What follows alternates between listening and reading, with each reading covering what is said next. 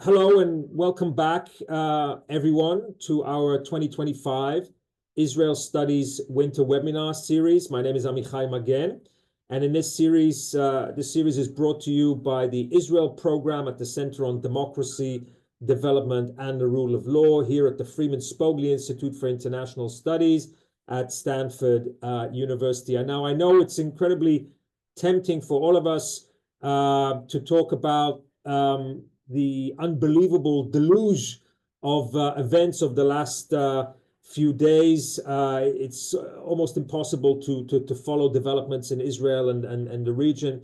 But we think that our greater added value is to go beyond the headlines and to explore the deeper dynamics and debates that are shaping Israel as a society, as an economy, as a state, as a polity this winter. And so we are doing that this quarter with some of Israel's leading experts and analysts.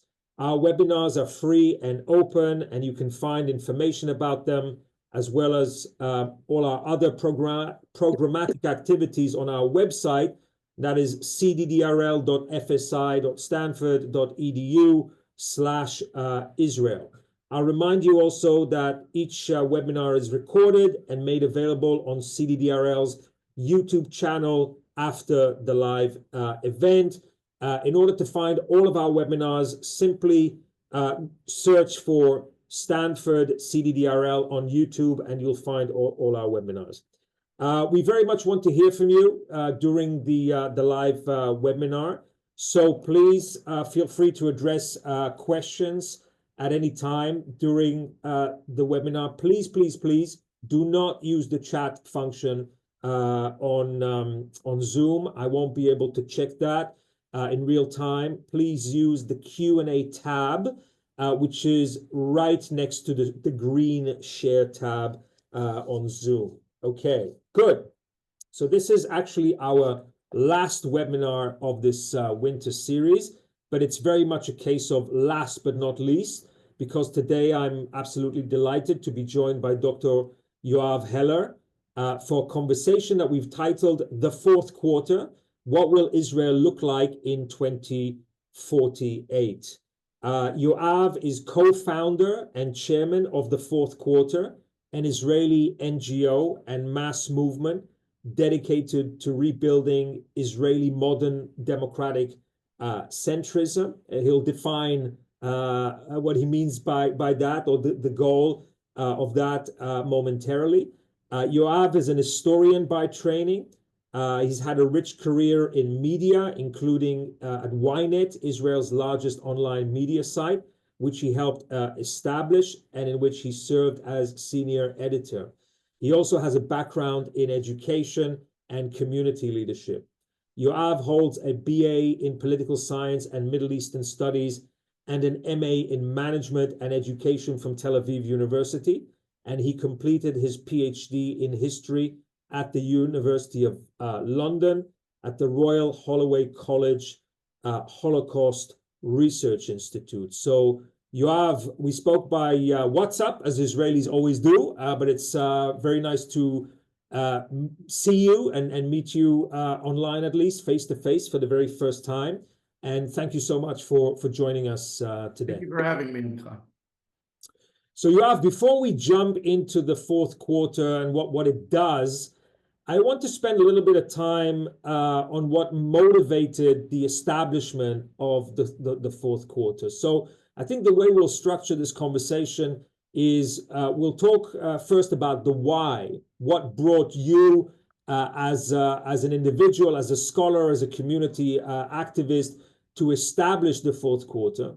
And after that, let's talk about the what's the vision that you are proposing, and how do we get there? How do we rebuild what I think by all accounts is a diminishing and declining center in Israel? Perhaps a kind of broadly liberal, cohesive center is something that we all as Israelis feel is eroding and maybe has even fallen apart. Like the United States and many other countries, we're experiencing a kind of toxic polarization. But in Israel, it's driven by deep demographic and identity changes that are happening in the country. So we want to figure out what's the vision, but also how do we do it? How do we regain a broadly cohesive and functional united Israeli society, which is so deeply needed to face the internal and the external challenges that we face. But let's first of all start with what brought you to this point. Tell us a little bit about your professional and personal journey that led you to the establishment of this venture. Okay, so I'll start really from the personal point of view. First of all, it's my childhood. My childhood is, I grew up in very diverse areas. I always say anyone who has a some kind of what do you say that in English? Forgot for them. Anyone who wants unity has something in his biography that would predict that. And I grew up in Nigeria, in Africa, and I grew up in the United States, in Atlanta, Georgia, and went to an ultra-orthodox school. And then in Menachamia, it's in the far north of Israel. It's an underprivileged village. And always I had a dream about the Israeli people, about how will I one day bring all these constituencies together. So that's the formative years. Then in 2014, after I come back from London, I lead an organization called Maoz. I'm the CEO. And that's a cross-sectoral, cross-tribal platform for leaders in Israel. And along the years, we tried to create trust among leaders. And then there were 2 points in reality, which I'll mention now, where I suddenly understood that working with elites is not enough because democracy is in danger. One was COVID, where I saw in my eyes how the model of Israeli sovereignty, then regarding the Haredi community, who actually said, we will not follow the orders of the state because we have our ethos and so on. And the country was just not operating as one country. The second one was the May events. That was the war in Gaza, but even more important, the internal war between Arabs and Jews in Israel. And once again, So Yoav, just to clarify, you're talking about May 2021. Yes. And maybe explain a little bit about your experience in May 2021. I also experienced it, but please share your perspective. Yeah. May 2021, I'm in a cross-sectoral organization. We sit in Lod, which was in many ways ground zero, not in many ways, in effect was ground zero of the upheaval between Jews and Arabs. And suddenly you see all the project almost collapsing because actually Hamas succeeded in involving Israeli Arabs in that affair, and then came the Jews, and it was a whole mess. These 2 events actually projected to me that the Israeli citizen does not understand the level of and the effect of the rapid changes in Israeli demography, the rapid changes in the decrease in trust between Israelis and institutions and between Israelis and themselves. And then I started to ask these leaders from the 5, let's call them the 5 tribes of Israel, the traditionals, we call them the ultra-orthodox, the religious Zionists, the secular, and the Arabs. What's your vision for Israel in the next 20 years?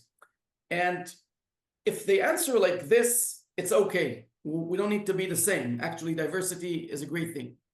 But if one says the direction is like this, the other direction is this, I said, Houston, we have a meta problem here, an historical problem where we've got to a point where the old Israeli model is just not functioning. And politics is a bad projection of the polarization and our lack of ability to solve big problems. And then I decided to leave Maoz and with 3 other friends to create actually a civic political movement called the Fourth Quarter. Probably we'll explain in a moment the name, which basically said the following. If we want a meta change in Israel, a change that, and maybe in a moment we'll talk what is the change, but basically to prepare Israel for the rapid change, the polarization and the problems we're not solving. with the changing demography, with the new technologies, with all our challenges, we cannot come top down into politics, because politics is actually tainted. Everything there is identity, everything is position, everything is yes Bibi, no Bibi. And anyone who tried to come out of the system to within the system, top down to politics, just failed. So we said it's actually not about better people in politics. Maybe we need better people in politics, but it actually is about changing the incentives of politicians from zero sum gain, from identity politics, from actually leading according to the present and the past rather than the future. If we want to change these incentives, the only ones in democracy who change incentives are the citizens. And the citizens are, because they're trapped in this identity crisis and this polarization, do not understand the implications of this internal war and the implications in Israel of the external potential usage or exploitation of our enemies of this situation. Hence, we decided to create a grassroots civic political movement of diverse Israelis that actually want to lower polarization, then bring new ideas, political policy ideas together, then politically build the big Israeli base, what we call the span of consensus, the 70% of Israel, and then to influence the system bottom up. That's basically the journey. And we're now 3 years afar. By the way, something interesting, we established this movement when Naftali Bennett was the prime minister. So we're actually credited by the right and the left, because from the right, when the only year that in the past 16 years or 15 years that Netanyahu was not the prime minister, we created the movement. It means we thought that the problems are fundamental, much deeper than let's just replace the prime minister and everything will be solved. And we were for it, and by now we are 170,000 members in the movement. Okay, that's great. That really helps us frame the journey that you've taken and what sort of brought you to this point. Before we get into kind of unpacking that vision and then thinking about the politics of this, and especially in the Israeli context, the contending blocks, the different blocks that play on the Israeli chessboard, and the different coalitions that you have to build in order to achieve the kind of any political change in Israel. I want to spend a little bit of time understanding the way that you see the divisions and the crisis in Israel. So you mentioned two events or two periods that really triggered sort of a sense of alarm in you and brought you to the realization that we need to do something fundamental if we're going to keep Israeli society cohesive. And you know, I have to share with you, this is something I've been thinking about a lot as we get more data about demographic changes in Israel and how those demographic changes are intimately connected to identity, to political beliefs, to the question of which law should dominate in Israel. Should it be the law of the Knesset or religious law? To agreements and disagreements about the vision of Israel as a Jewish and democratic state. All these questions are now really kind of coming to the fore. But what I see is sort of mixed data on this, right? So you've given the example of the COVID crisis and what was at least initially lower levels of vaccination and willingness to be vaccinated on the part of ultra-Orthodox communities. I think it changed a little bit later on, but initially there was this kind of sense of consternation in Israel, where it seemed as if ultra-Orthodox families who tend to be big families and they tend to live in small apartments. And so rates of infection in places like Bnei Brak or Mea Shearim were very, very high during the initial stages of the pandemic. But this is also a population that is not so keyed into radio, television, mainstream media, and so perhaps wasn't getting a lot of the kind of messages from the health ministry in Israel and so on and so forth. So there was that sort of point of tension. But as I understand, after a few months, rates of vaccination among the ultra-Orthodox in Israel actually rose and ended up being pretty much on par with the rest of Israeli population. On the Arab-Israeli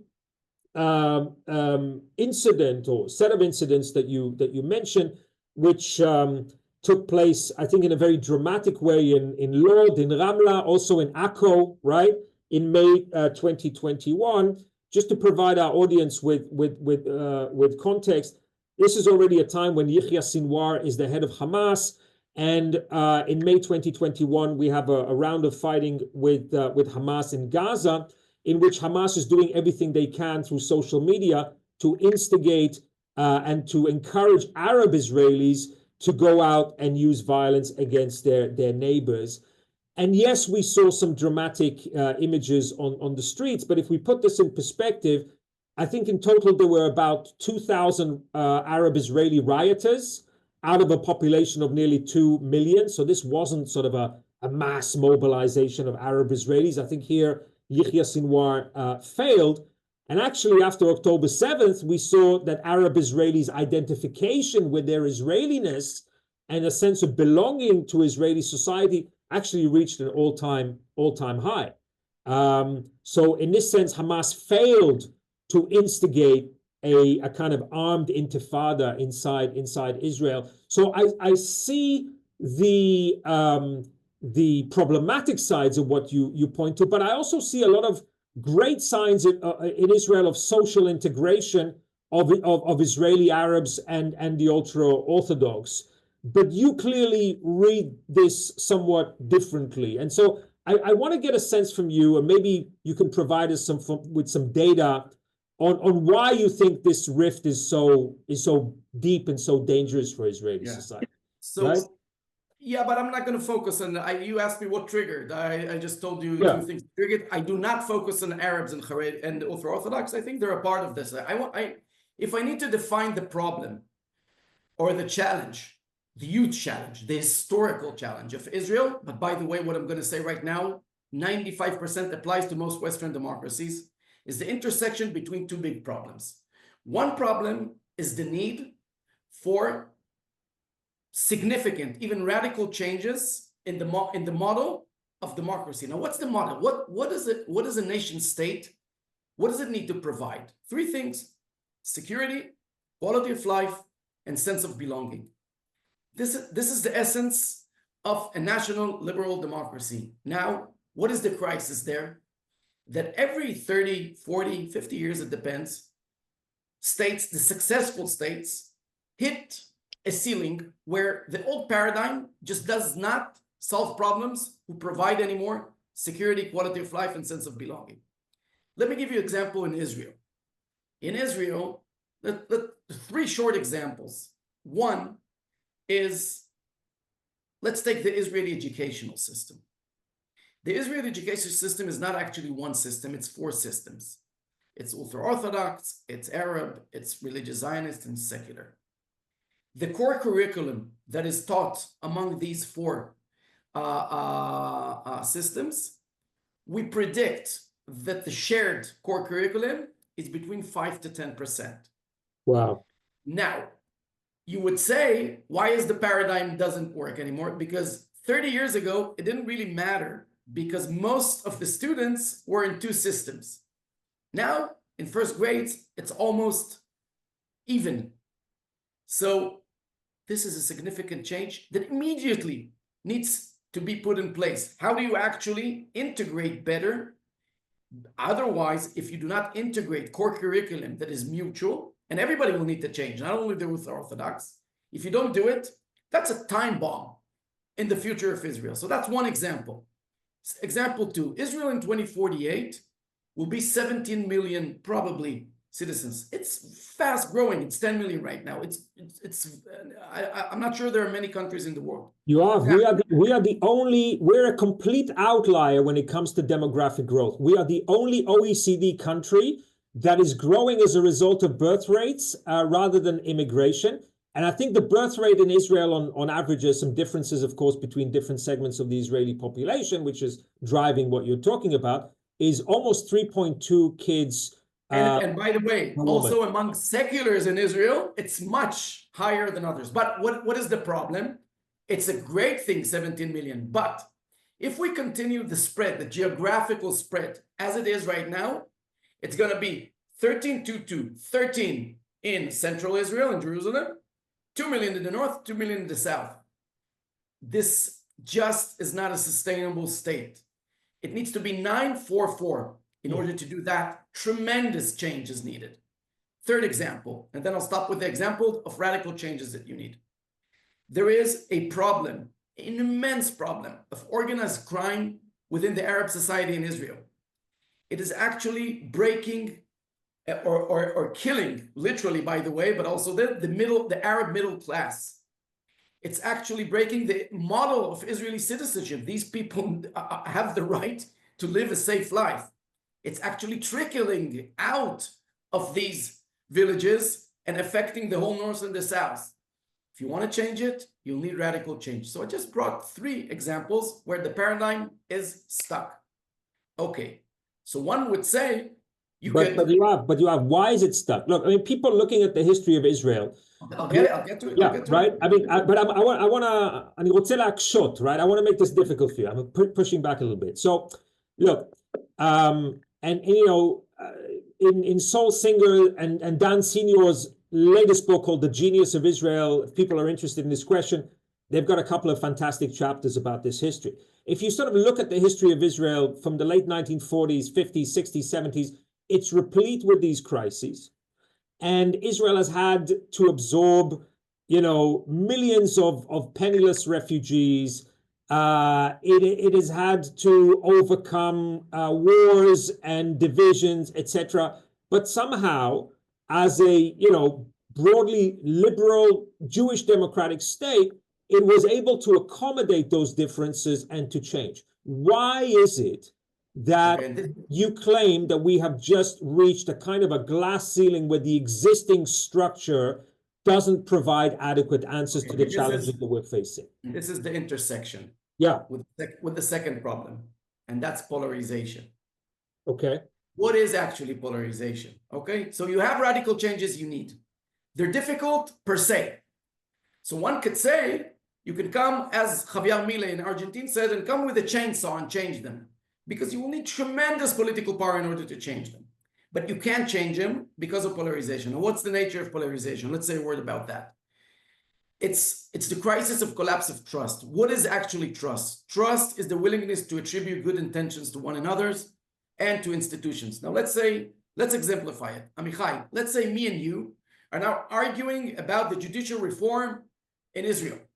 And we're going one at one another and wow, and fighting at them. But at the end of the day, they're asking, Amichai, do you attribute good intentions to Yoav? Yoav, do you attribute good intentions to Amichai? If the answer is yes, then it's democracy at its best, because we're actually arguing in order to improve ourselves. But if the answer is no, that's a trust crisis. And then it's not a value-based argument. It's a first and foremost a survival-based argument. It means that actually we're fighting because you feel that I'm trying to actually kick your value system away and actually destroy it, and the opposite. When people need to understand, also Americans, when we say trust crisis, that's the meaning. It means a survival-based argument. We move from a situation where you and I see each other as compatriots in a shared project, but we're political rivals. We're like Rabin and Peres. Yeah. We're political. But we move from that situation to a situation where we start seeing each other as enemies and as traitors and people who are an existential risk to my most, you know, closely cherished identity and belief. That's the shift that you're describing. Exactly. Now the result of that, of the distrust, is polarization. And polarization is a nice word of academics to hate. That's hate. And then you have, and I'll say something in a moment of the nature of polarization in Israel, which is unique. But then, Amichai, you have the intersection that I spoke about. You can't make radical changes because we're actually not arguing about these changes. We're arguing about our belief systems, and that's a dead end. So Israelis tell us many times, why are you trying to lower the temperature? Let us fight, please. I tell them, I beg you to fight on the real changes, on the educational system. Right now, you think you're fighting on the judicial reform. You're actually fighting on identity. That's polarization. Right. Now, there's one good news. There are two kinds of polarization. There is ideological polarization. So me and you, Amichai, we're fighting on the judicial reform. The closer we are, the lower the polarization, ideological, the higher the, okay. But then, Amichai, at the end of the argument, you say Yoav is a traitor, fascist, and I don't know what, and an idiot. That's emotional polarization. That's the traits that you attribute to me because of my political identity. Now, in Israel, there is a very, very interesting phenomenon. In the past 30 years, according to data, this is empiric. And by the way, I'll give you an example in a moment, a survey that we conducted. Ideological polarization is not going up. But emotional polarization, according to one research, the most important one by Noam Gidron from Jerusalem University, went up 128%, meaning Israelis in the past 30 years agree more and hate more. Why is it good news? I was in a lecture in London, and somebody asked me, what's the good news? I told him, guys, your ideological polarization is going up, so you agree less and you hate more. We actually have what we call a span of agreement, not agreements, we don't agree already, but we have a span. I'll give you just an example. We did a very fascinating survey right now in the fourth quarter, where we asked Israelis, are you willing to compromise generally? Like you ask you, Amichai, are you willing to compromise on like top heated issues? And the answer was 74% said no. But then we took these issues, state and church, state and synagogue, whatever you want, the judicial reform and others, and we created statements which represent compromise. For example, in Shabbat, there will be public transportation only in secular places. You will pay to a private vendor in order not to make a problem for religious people. And surprise, surprise, between 58 and mostly 72% of the people said, yes, actually, I like, this resonates with me. So the same person that says, I'm not willing to compromise. When you give him a statement that represents compromise, he said, yeah, I feel comfortable. What does this say to us? I'm not willing to compromise. My identity is under attack, so I'm not giving away anything. But actually, in my ideology, I'm quite a moderate. You asked me about the center. I don't like the term center. We talk about the big Israeli base, the span of agreements. Israelis are moderates. There is an area there where we can actually have a discussion, a conversation, and solutions, actually some of them radical. Yeah. So Yoav, first of all, please share with us the data and your reports. We'd like to share that with our students, with our faculty. This is really, really important. And as you say, this is not a problem that's unique to Israel. This emotional polarization that you describe is what we political scientists, wonks, called affective polarization. It's polarization over identity rather than over policy, right? So please share this with us. But let's unpack this, because this is just so important for Israel, but it's also very, very important for, as you say, many Western or even non-Western democracies around the world. So I want to refer to an idea that an Israeli public intellectual, very well known, Micha Goodman, has put forward exactly in this context. And Micha's argument is as follows. So Micha talks about the hybrids, right? So it's exactly the language that you use. He says, look, when you ask most Israelis, what matters to you most?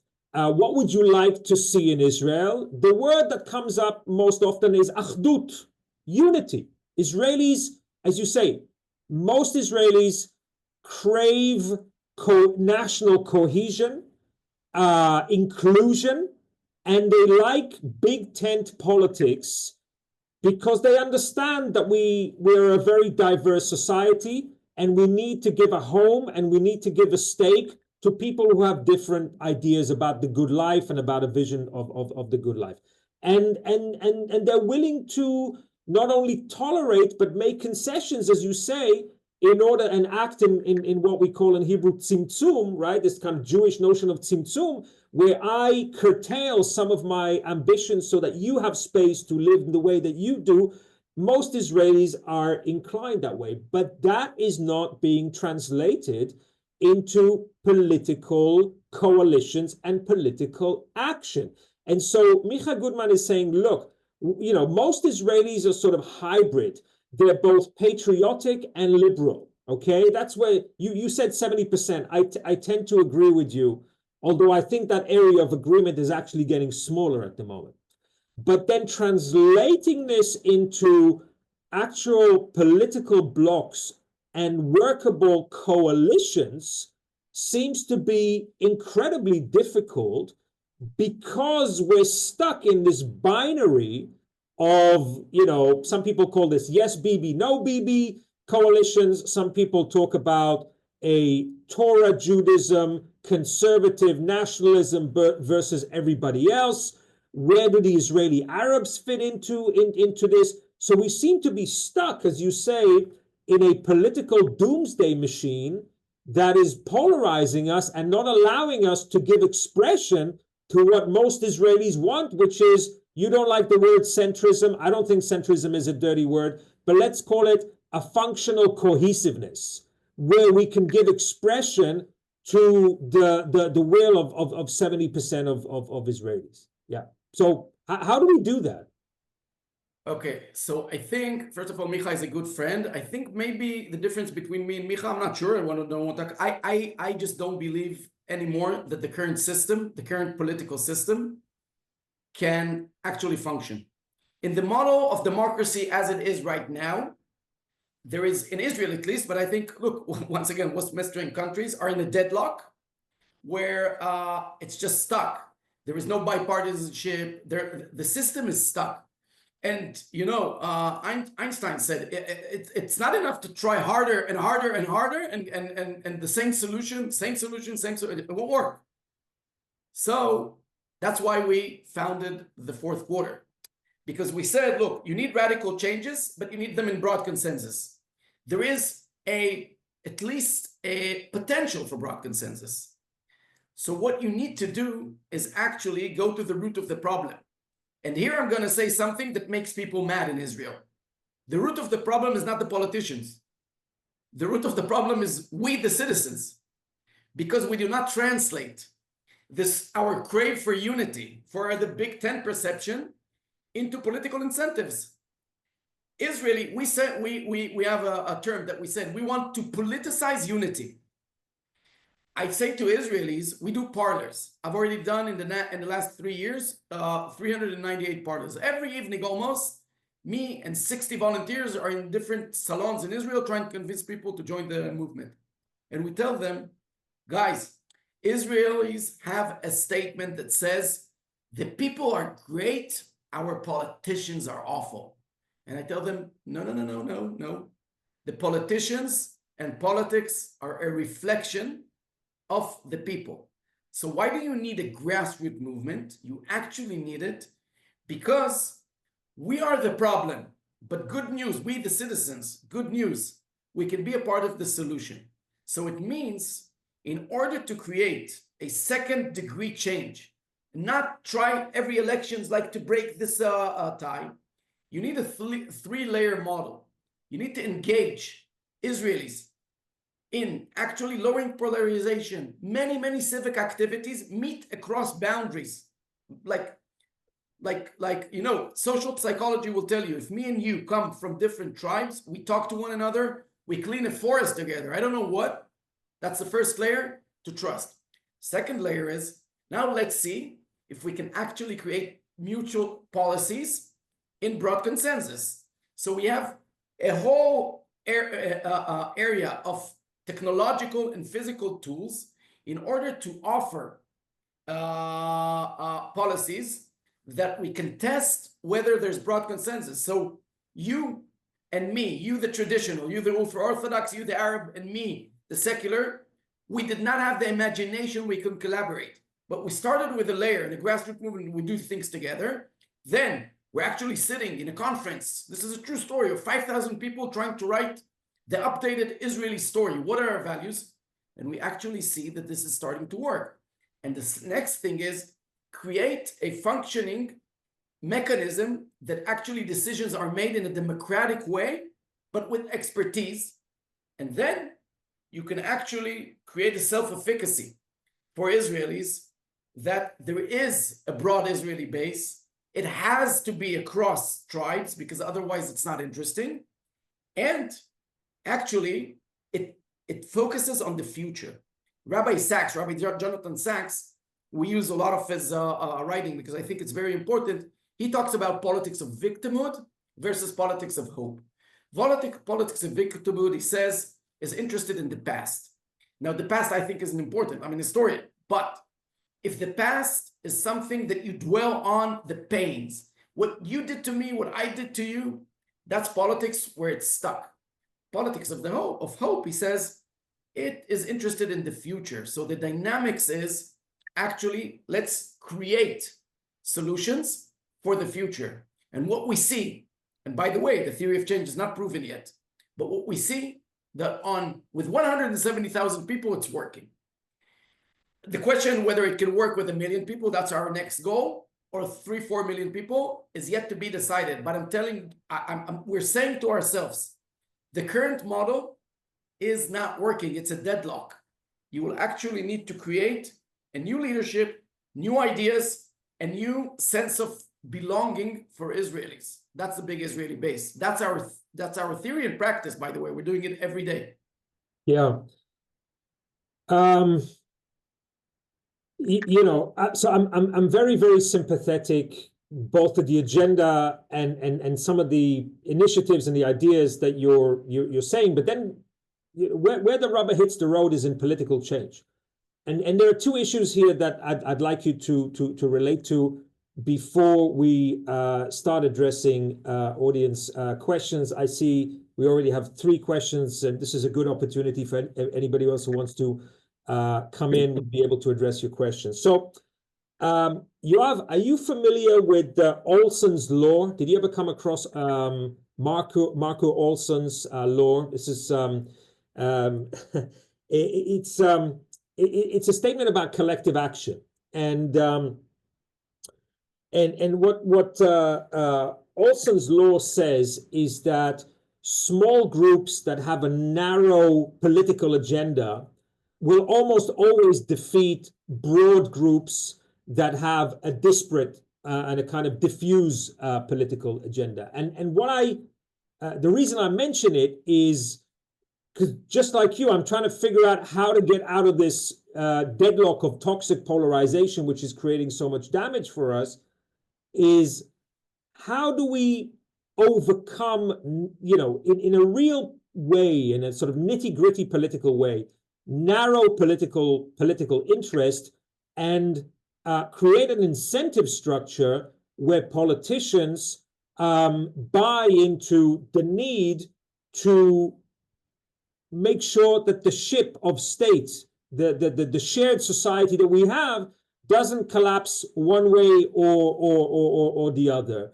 where many of their incentives are to be very sectorial, to try to extract as many resources for their own group as possible, because that's how they get elected. That's how they get into the Knesset. Okay, so how do we overcome this collective action problem and create incentives for greater Israeli cohesiveness and cohesion? I think that's the $1 trillion question. But related to that, what you're doing this grassroots, bottom-up stuff, and that's great. But civic mobilization is not automatic political change. Because unless you're going to have a revolution, so if you're going to maintain Israeli democracy and the institutions of the Knesset and respect Israeli law, you have to achieve political change through the existing system.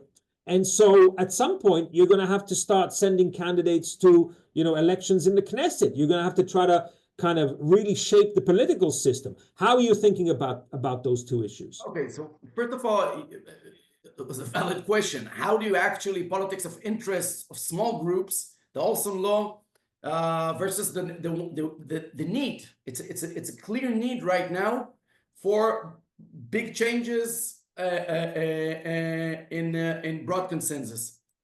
There are two elements, and then I'll go to the part. Two elements in history. Once again, I'm an historian. That if you actually create them, there is at least a soil of change. One, unfortunately, is tragedy. The politics in the Western world shifted dramatically after 1945 to politics of centrism, to politics of responsibility, because of the big tragedy from 1914 to 1945. Israel experienced on October 7 a biblical tragedy. And I tried to explain to Israelis in historical term what actually happened there. Countries are built upon promises. United States of America was built upon the promise to be the land of the free. The French were built on the promise that there will be liberty and equality. Israel was built on the promise. It was very simple. Never again. Never again we will see a scene like Shiri Bibas, may her soul rest in peace, standing with her two children, Ariel and Kfir. And terrorists are coming to kill her. Butchers are coming to actually massacre her.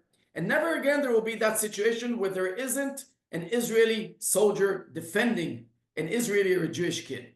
That promise collapsed on October 7th. Why am I mentioning it? Because when such events happen, it's so dramatic, then the small interest groups suddenly feel insignificant. I think what we're seeing still in Israel, this polarization, so on, what I see on the grassroots level, the incentives are changing. The hearts of the people is changing. So the tragedy, unfortunately, is creating an opportunity. But there's a second layer to the change, historical wise. You always need, by the way, I think that's the Jewish startup. You always need in these situations to think about the future.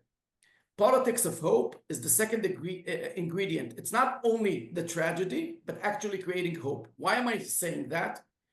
Because the stars have aligned with a lot of pain for us to actually take aside the politics of interest, these small groups, the awesome law. I think it's applicable most times in history.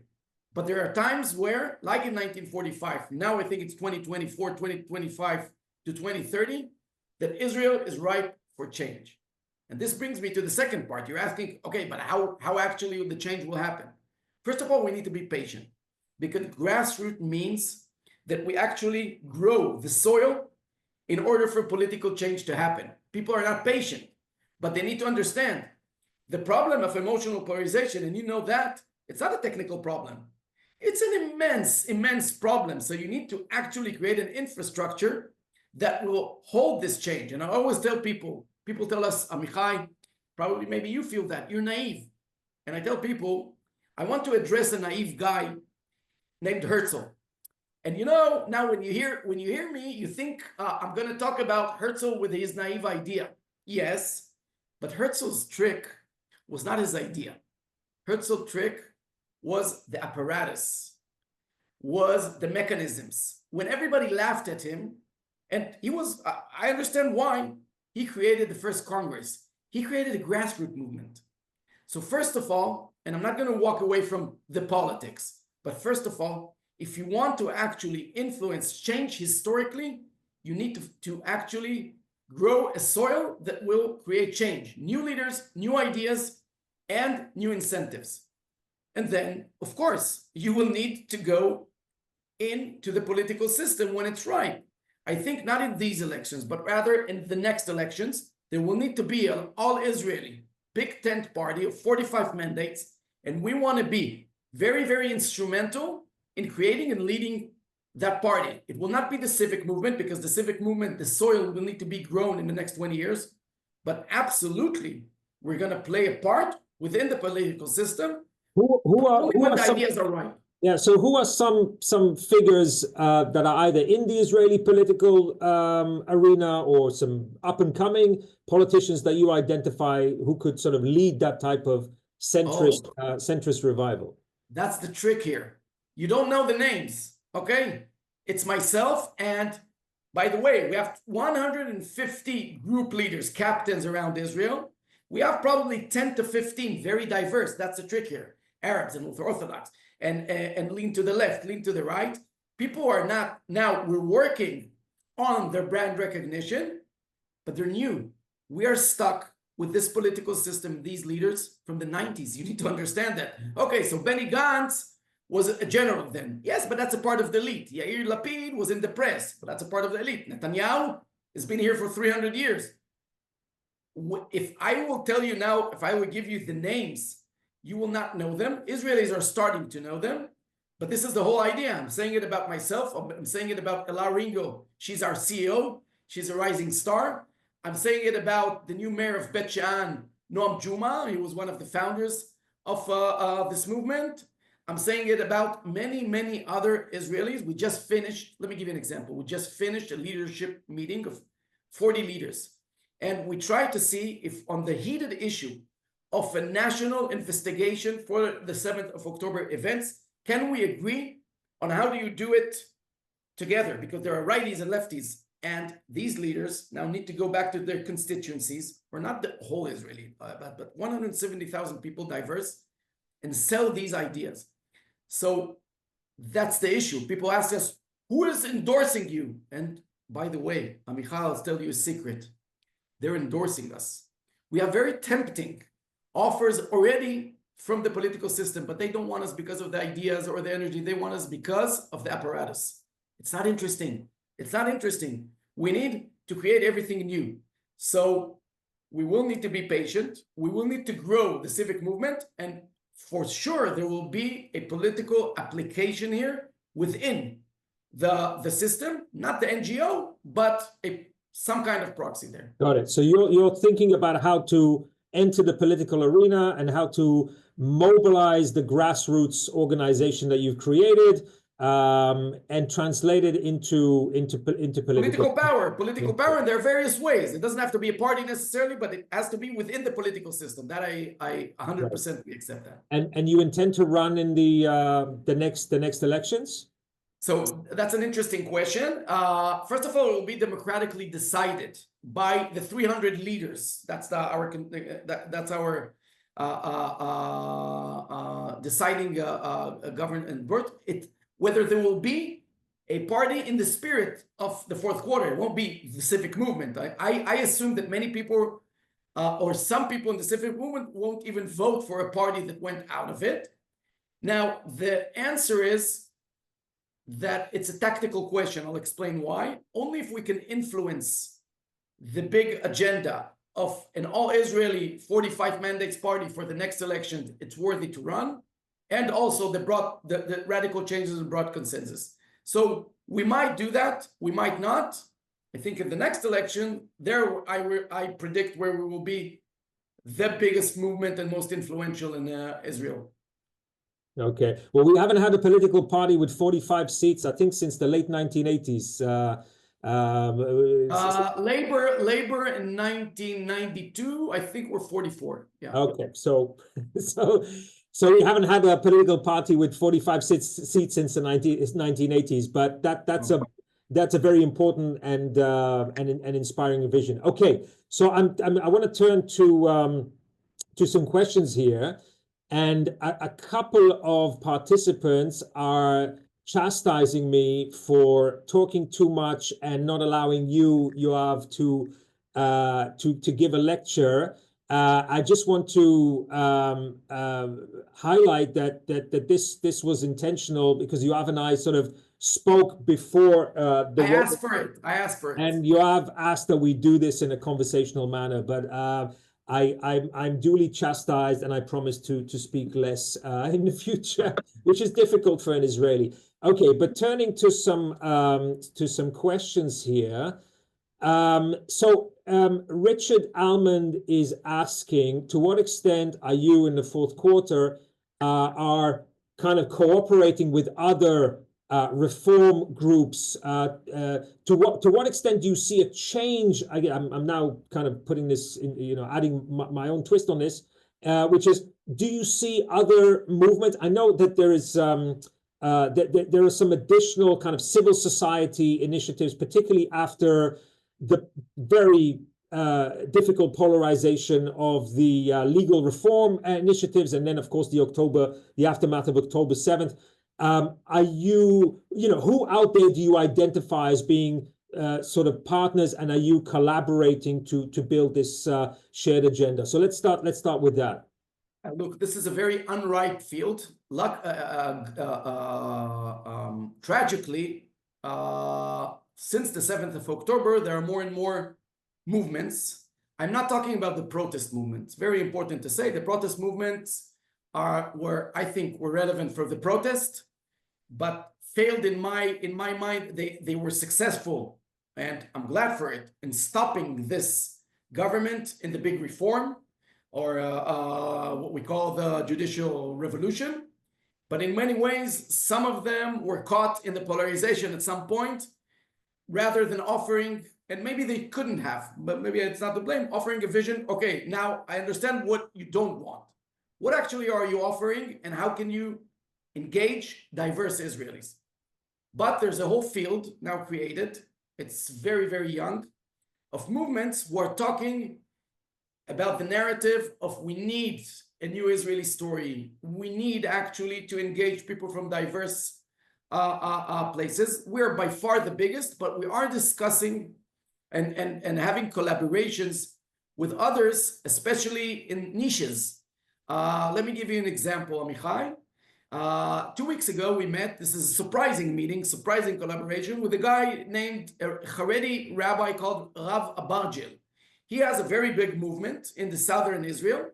He believes in ultra-orthodox integrating, learning Torah, going to the army, and actually learning core curriculum. He is already a political power in the south. He won some really interesting elections. And he's talking about unity, and he's talking about integration. So, for example, that's a movement we're starting to collaborate with. We want, I would call it this, unexpected alliances, not the usual suspects. We want to see really, really value added, and not copy paste. There's no sense of, there's no point of collaborating with a very small movement that is a replica of fourth quarter. We want to absorb these ones, and we're offering them to come into the fourth quarter. We want the unexpected ones. We have, for example, an organization in the north called Matzpinim. Matzpinim is northern. They have an exceptional leader, Liat Cohen Raviv. So she's a part of the fourth quarter leadership, and she's leading that grassroots movement in the north, because it's more applicable to the actually problems of the people in the north. So we are collaborating, but we're trying to bring an effective political, once again, effective civic political alliance, and not just playing with ourselves, with organizations that are exactly alike, because we're very big. We don't need that. We need actually the places that we're not relevant in, or we're not actually making enough impact. Right. Are you working with any groups in the ultra-Orthodox community or the Arab Israeli community? That's what I just gave an example. Rabbi Abargel is an uprising group, a small group for now, but very strong in the south. We're now starting to collaborate with them. We're now meeting with 2 Arab organizations. I don't want to actually say the name yet, because we need to see that we're all comfortable with that collaboration for them and for us. But yes, that's what I'm saying. We're looking for these unexpected alliances. Right. Paul Klunder, I hope Klunder, I hope I'm pronouncing this correctly. Asks, does the fourth quarter anticipate any empirical spillover from Trump's divisive agenda onto the Israeli political scene in a way that might challenge your aspirations or impede your methods? So interesting question to hear about, the effects of American politics on other democracies around the world. We're in such a low point in polarization in Israel that I don't think President Trump internally will actually highly affect his internal American policies do not affect actually polarization in Israel. It's very high polarization in Israel. If anything, his willingness to work, very hard on bringing the hostages back home actually periodically lowered polarization in Israel. So in Israel is actually making in that manner a better effect. So no, I don't think his directly, I don't think his policies are affecting. But what is affecting? I think if you look at Netanyahu's record, when is he becoming a much more polarizing figure than he was before? It was not that polarizing before. It's very clear. 2016, especially 2017 and onwards. So I think some of the Israeli politicians are learning from these methods and bringing a very polarizing discourse and so on. But this is a story already of 6-7 years. So I don't think that internal affair is highly affecting Israel, but it rather depends on what's going to happen in America. If there will be a deterioration, which will be dramatic, what it might affect Israel because bringing ideas to Israeli politicians that might be dangerous. For now, I don't think that's the main story. Trump is very central in Israel, but on foreign policy, not on polarization. Yeah, I mean, we do know from the literature that processes of liberalization, democratization don't occur randomly. There is an international component to them. We went through a period from the 1970s until the early 2000s of a global democratic boom where everybody wanted to join, capitalist liberal democracy because that was the winning formula, that was the winning method. And then there was a dramatic decrease. Yes. Exactly. I think at the moment, liberals, in the classic liberal sense, in the sense that Yoav and I are talking about, are really swimming more upstream because the atmosphere and I think that's deeply affected by what's happening in the United States today, is not making it easier to move towards win-win politics. But there are exceptions, of course, and it always takes an outlier. It always takes a vanguard to swim against the current, and that's something that Israelis have in their DNA. So Yoav, I have a question here about whether you are entirely focused on domestic Israeli politics, or whether the fourth quarter has any kind of position on relations between Israel and the Palestinians, the future of the peace process. Do you have any thoughts about that?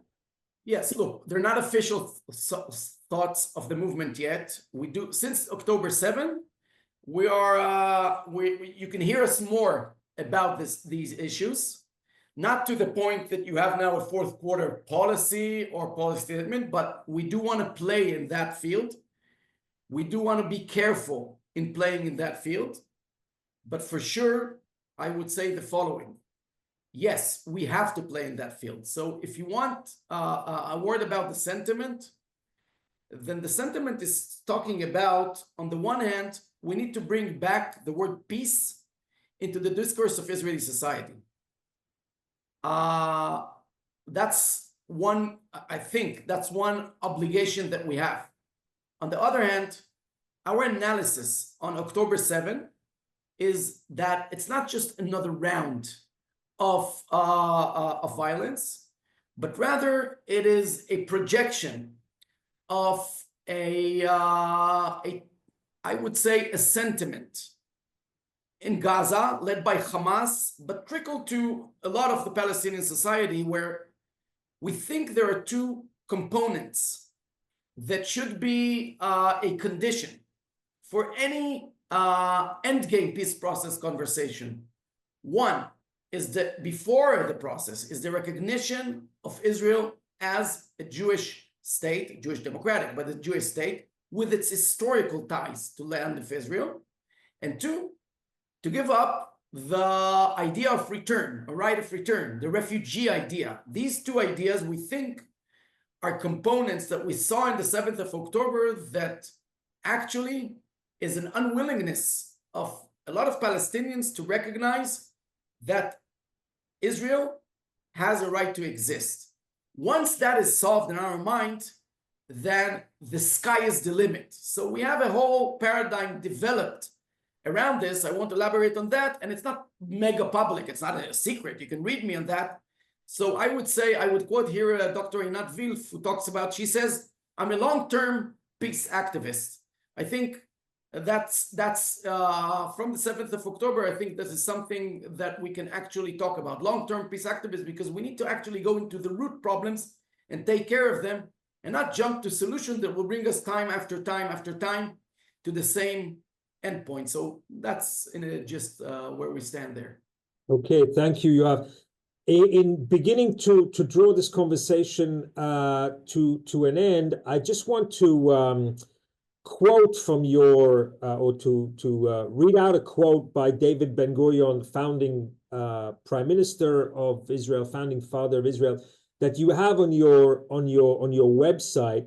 And Yoav, we will link this webinar and a follow-up article about this webinar to your website, but also again to the material that you've mentioned here. And please, please share that with us so we can share it with our audience. But it's this is, I have to admit, this is a statement from David Ben-Gurion that I was both unaware of before, and it really touched me. And you know, right after Israel's establishment in 1948, you on your website says David Ben-Gurion was asked if he was satisfied by the creation of the state. Are you pleased? Haim ata merutze, as we say in Hebrew, right? I imagine. And his answer was as follows: ask me when the state of Israel is 75 years old, or when the children born then no longer meet Holocaust survivors or the founding generation. At that point, assuring the rightness of our path will require redefinition, based not on what was, but on what will be.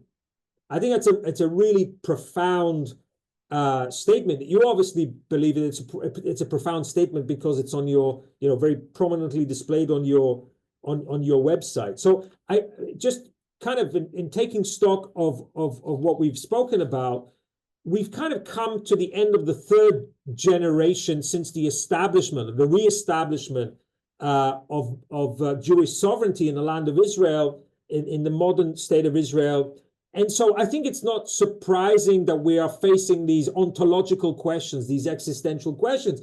The first generation, the founding mothers and fathers, they're full of idealism, they have a vision, and they're incredibly ideologically dedicated and inspiring. The second generation then has to translate that ideology and that vision into actual institutions. And that's been the story of the state of Israel in the 1950s, 60s, 70s, 80s, 90s. And then, you and I are members of the third generation, where we scaled. And we've scaled up. And it's actually very interesting to see, in the literature on organizations, people always talk about the crisis of the fourth generation, right? The crisis of the end of the third generation. That happens to corporations, it happens to families, and it happens to countries, right? I don't think it's a coincidence that the Civil War in the United States happened pretty much at the end of the third generation since the founding of this country. So Israel is at that moment, and I pray, we all pray that we don't degenerate into a civil war. I don't think we can afford it existentially, and that's why what you are trying to do is so incredibly important. So anything that you want to share with us in terms of new work that you are doing, whether intellectual or organizational, as we wrap this up? Sort of where do you want to see this going over the next few years? I think, first of all, regarding the Ben-Gurion statement, it's not a coincidence. Of course, we named the movement Fourth Quarter upon this quote. So I think, I know it strikes you that that statement by him. This is, for me, historical awareness. This is someone that lives within history, but sees history in a broad sense. So that's one thing that I think we all need to be ahead of the curve. Everything is changing in the world. Ideas, technology, world politics. Israel needs to be ahead of the curve because that's our nature and because our challenges are huge. This year, we are focused on one. We now have an offer. We have it in Hebrew, unfortunately not in English, of how the roadmap for an Israeli constitution with broad consensus. We've already distributed it to thousands of activists to see how does it work. So that's one thing. We want to actually bring big ideas. The second thing is the problem of grassroots movement is actually from the grassroots level. Then you have the hundreds of thousands. How do you get to the millions? How do you get to people who don't want to come to a parlor or to a town hall or to an event? They want 15 seconds to get a clip and say, wow, this resonates for me. So this is a huge challenge for all grassroots movements.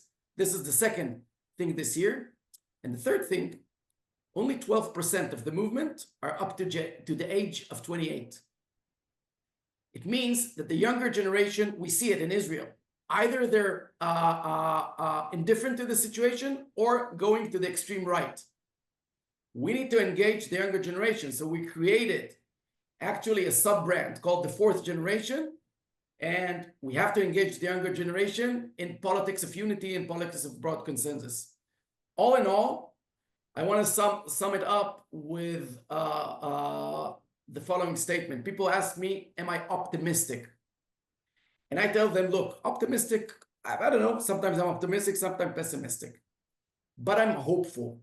And what does it mean, hope? Once again, there are a few definitions, but hope means imagining a better future, but also acting in order to achieve it. I see energy in the movement and in Israel from the bottom up. I don't think things will, I think we're actually going into an era where politics of radical changes and broad consensus is behind the corner. This is going to be hard work, but we're not giving up. I really think this is our opportunity of the fourth generation to be the first in this history of the Jewish people to celebrate 100 years of sovereignty in a worthy Jewish democratic state. So thank you for having me here. Yeah, thank you, Yoav, for everything that you're doing. For waking up every morning and fighting for an Israel that's cohesive and is functional and is uniting rather than dividing. And thank you for the incredibly valuable insights that you've given us today into the most current public conversation in Israel. This is a real insight into the conversation that's happening, and it's so important. Let me just so thank you, Yoav, and let me just say just one last sentence. Please, always please. Finish every talk. Please. The most important thing right now is that our hostages will come back home as soon as possible. We need to pray and act every day for that. So it's always important for me to finish with that. You're absolutely right. And you beat me to it, Yoav. We still have at least 24 live 24 live hostages that we know of in Gaza, and it is imperative that we do everything that we possibly can to bring them back home. That's also, I think, crucial for unity and cohesiveness in Israel and for Israel's future national security. So thank you, Yoav, for making that point. This is our last webinar of the winter, but we have a ton of programming coming up in the spring and beyond. Some of it is just for the students, some of it is for faculty and students, and some of it is open to the public. Let me just mention that in the framework of Stanford Continuing Studies, we're going to be offering a course on geopolitics in the 21st century Middle East, which I will moderate. And I promise not to talk too much on that course. It will mostly be lectures by Stanford experts and experts from outside Stanford on the rapidly transforming Middle East and a rapidly transforming world. Registration for that is already open. Simply, search for Stanford Continuing Studies, Geopolitics in the 21st century Middle East. You're going to find the course, and the course will begin on April 2nd. It's all online. Yoav, toda rabah. Thank you very, very much. We'll follow up, and please send us the material that we discussed. And from the Center on Democracy, Development, and the Rule of Law here at the Freeman Spogli Institute for International Studies at Stanford. Thank you, litraot. Goodbye.